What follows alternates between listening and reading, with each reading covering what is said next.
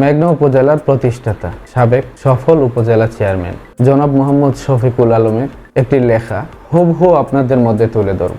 লেখাটি উনি নিজেই লিখেছেন। লেখাটির শিরোনাম অপূর্ণতার গান। লেখাটিতে জড়িয়ে আছে ওনার আবেগ, অনুভূতি আর এই মেঘনার অনেক স্মৃতি। যে কথা বলে যেতে চেয়েছিলাম সে কথা রয়ে গেল নীরবতার কুয়াশায়। যে স্বপ্ন আঁকতে চেয়েছিলাম সেটাও হারিয়ে গেল অগোচরে অন্ধকারের ছায়ায়। যে গান গাইতে চেয়েছিলাম সুরের পাখি বন্দি থাকলো বুকে। যে বাঁশি বাজাতে চেয়েছিলাম বাতাসে তার সুর মিলেনি অপার সুখে। যে কবিতা পড়তে চেয়েছিলাম অন্ধকার গিল্ল থাকে অবহেলার দেউয়ে। প্রিয় মেঘনার তীরে দাঁড়িয়ে শেষ বিকেলের রোদ মুছে যায়, হাত বাড়িয়ে ধরতে চেয়েছিলাম কিন্তু সময় আমাকে ঠেলে দে পরপারে। দেশের জন্যে মানুষের জন্যে একটা স্বপ্ন ছিল বুকে বাঁধা, কিন্তু বিধাতা হয়তো লেখে রেখেছিলেন অপূর্ণতার গল্প, অশ্রুর কাব্যগাথা।